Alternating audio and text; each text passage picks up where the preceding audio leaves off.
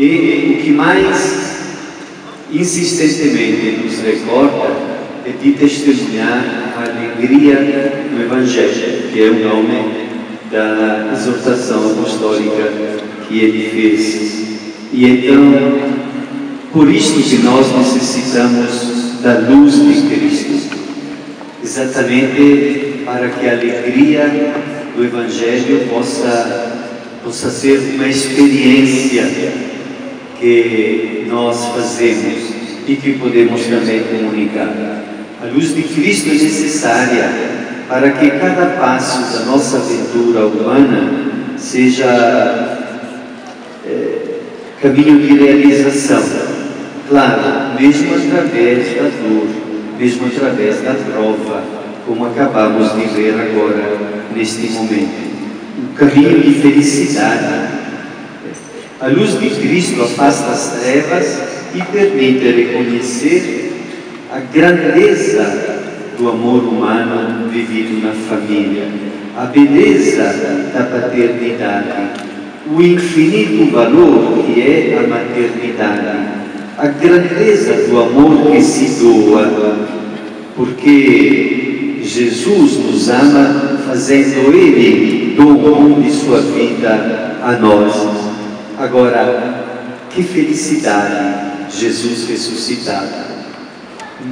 Mas passou pela porta estreita, como nós também muitas vezes a nós toca passar pela porta estreita. E o que caracteriza mais profundamente a vida da família é a cooperação entre os sexos e entre as gerações, entre marido e mulher, entre os pais e os filhos, para fazê-los crescer, e entre os adultos e os idosos.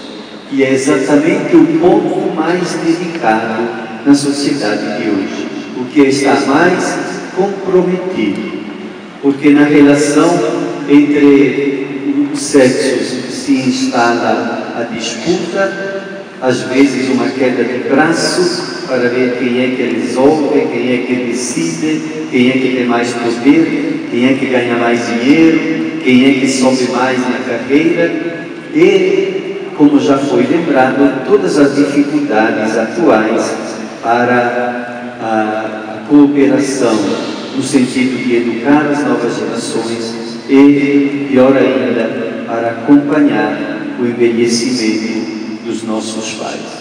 São, evidentemente, desafios que devem ser enfrentados.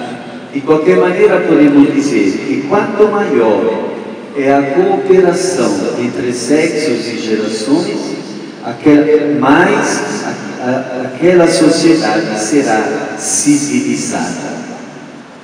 E então, exatamente nesta linha, queria lembrar, explicitar uma palavra que foi dita: nós somos imagem e semelhança de Deus. Em que sentido? Que Deus é uma família. Lá tem o pai, lá tem o filho, e lá tem o amor entre o pai e o filho, que é o próprio Espírito. E qual é a dinâmica própria da Santíssima Trindade? É o dom. O pai se doa ao filho, o filho se doa totalmente ao pai, e o Espírito Santo é o dom entre eles.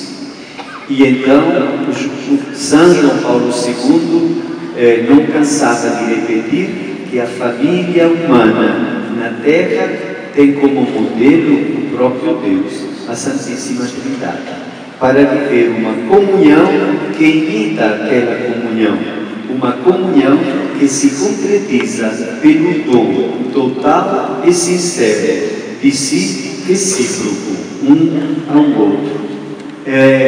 Realmente, na mentalidade mundana de hoje, são coisas que soam muito estranhas. parecem fora da realidade. E, no entanto, são aquelas que podem dar verdadeiro valor ao amor de um homem, ao amor de uma mulher. E então, esta comunhão, que imita a comunhão trinitária, então constitui uma família fundada no matrimônio, aberta para gerar filhos e para acolhê-los e educá-los. Esta é a família cristã, que é sempre mais desprezada, raramente aparece nos meios de comunicação, nas novelas, aparecem outros tipos de família. Nossa tarefa é mostrar que é um caminho de luz e que é um caminho de paz, que vale a pena mais do que outros caminhos que na aparência podem parecer mais gratificantes, mas que na realidade não são plenamente humanos. Bom,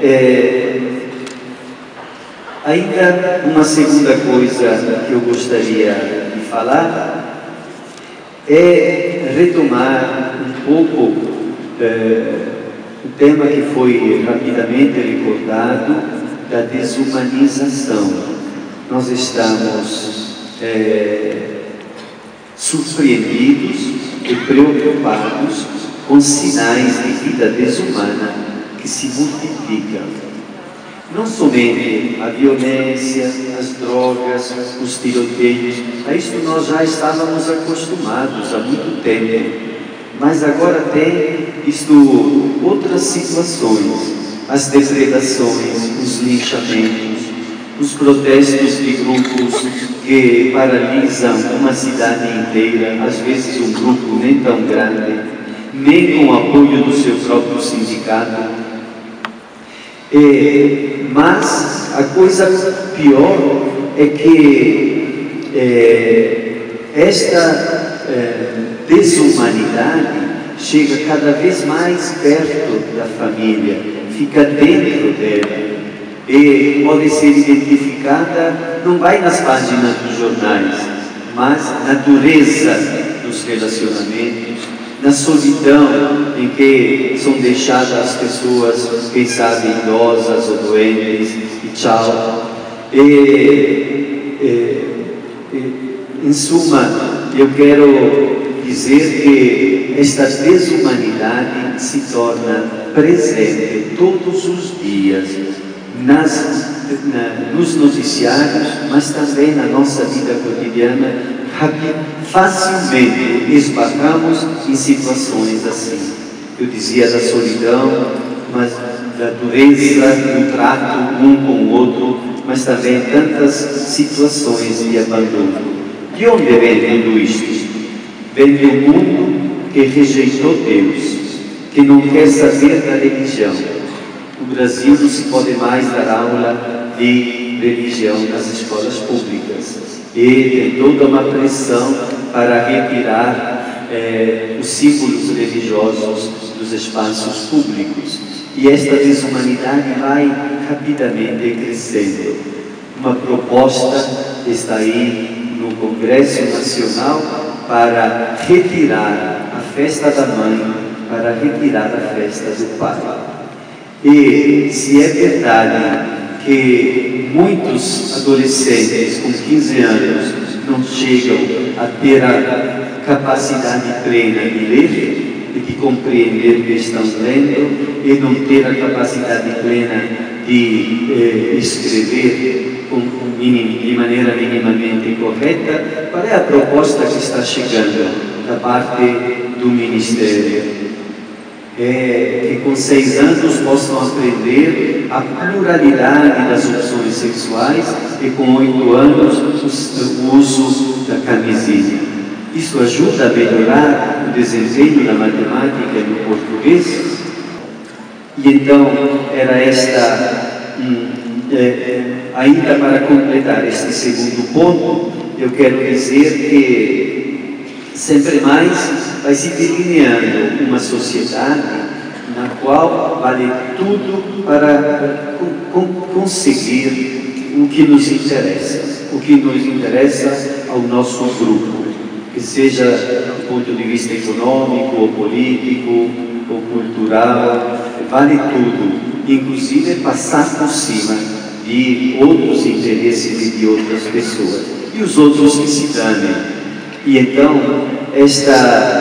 certamente, o fruto desta mentalidade é a desumanidade. Esta desumanidade que observamos é fruto desta mentalidade que ignora o outro, que não lhe dá aquela atenção que hoje de manhã nos era recordada.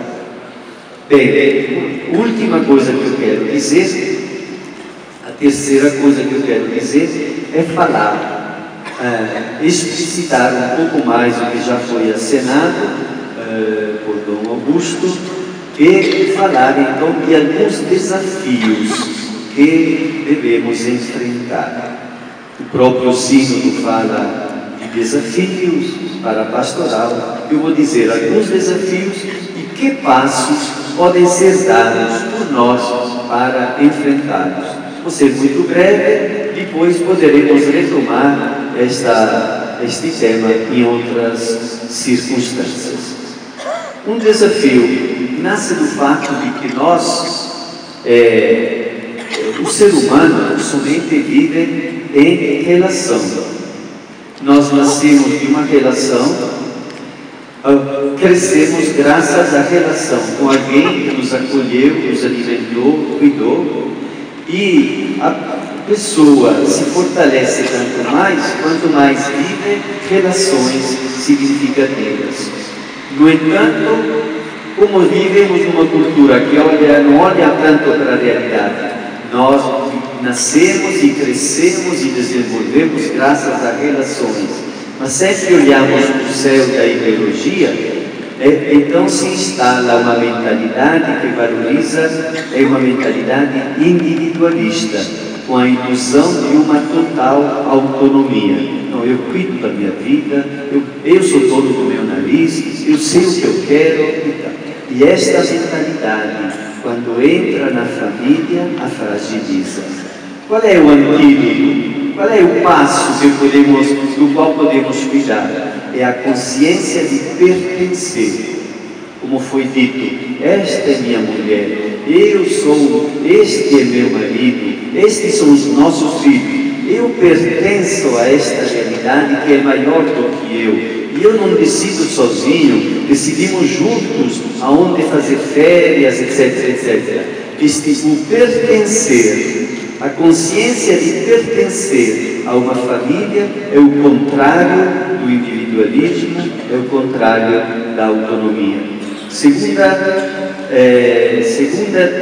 desafio é que muitas vezes, nos dias de hoje, nós vivemos uma pluralidade de interesses. Eu sou professor na universidade, eu sou pároco, sou bispo, eu gosto de música, eu me realizo na profissão, de determinada profissão. Cada um vive muitos interesses. E a família pode ser entendido como um entre os muitos interesses, e não necessariamente sempre o mais importante. Quando começa a fraquejar, a entrar dificuldade, a entrar areia na máquina, então o primeiro interesse passa a ser outro. Quem sabe a profissão, o dinheiro, ou então o hobby, a cerveja com os amigos, outros interesses. Qual é o antídoto? Qual é o passo que podemos fazer? O antídoto que pode nos curar deste veneno é compreender sempre mais a família como vocação. Vocação que Deus me dá. Ele me chama a viver este amor, esta dedicação, esta paternidade, esta maternidade. E então, por que a vocação? Porque é evidente que a vocação é o ponto de convergência. Alguém que tem esta vocação, aquele é o eixo. A partir da vocação, pode ser professor, pode ser empresário, pode ser isto, pode ser aquilo, pode ser tudo. mas tudo gira em torno da vocação. E se a vocação é a família, então jamais ela será um dos interesses ao lado de muitos outros. Ficou claro? Um terceiro ponto que eu quero lembrar é que sempre entramos em relacionamento com outras pessoas por aspectos parciais. Se alguém trabalha, é caixa no banco, se relaciona com as outras pessoas a partir da sua atividade profissional. Da vida dele não entra nada, nem com os colegas e menos ainda com os clientes. Se alguém é motorista de ônibus ou de avião, ele entra em relacionamento com os outros pelos aspectos da sua profissão. Do resto da vida dele não se fala. Se corre o perigo que a família também encontre, seja vivida como se fosse por aspectos parciais, do afeto, do dinheiro que se deve gastar para pagar as despesas, mas pelo resto, o homem e a mulher continuam sendo mundos mais ou menos fechados, que pouco entram em comunicação, apenas pelas necessidades que inevitavelmente devem ser tratadas. E então, aqui, o passo que podemos dar é que sempre mais a família seja o espaço para todos os membros da totalidade. Eu entro na família e estou na família com tudo, com as minhas aspirações e sonhos, com os meus limites e defeitos, com as coisas que dão certo e com aquelas que dão errado. Imagina quantas vezes acontece que um filho, uma filha, chegando a 16, 17 anos, tem uma vida que não é mais partilhada em família, da qual mal e mal se consegue conhecer algum fragmento. Quando a parcialidade entra na família, ela se torna mais fragilizada. Ainda quero lembrar um outro desafio. Nós somos dominados pela lógica do mercado. O que é a lógica do mercado? É a lógica que calcula quanto investe, quanto custa, quanto me custa um filho, foi dito hoje. Não é? Então, usamos a linguagem do mercado para falar das relações mais íntimas. Nós dizemos, eu investi tanto nesse relacionamento, veja agora qual é o retorno. E sem perceber, usamos a linguagem bancária para falar de um relacionamento de afeto ou de amizade. A linguagem da família é a linguagem do dom, da gratuidade, do dom de si. Quando nós percebemos que a lógica do mercado está penetrando para avaliar, cada um dar uma sua avaliação daqueles relacionamentos, aquela família está fragilizada e vulnerável. Qual é o antídoto? Qual é o remédio que pode curar aquele veneno? É exatamente reaprender esta lógica do dom recíproco e total, educando os filhos a este dom. E então, eu quero terminar ainda com um último ponto para dizer um outro desafio, que vai na mesma linha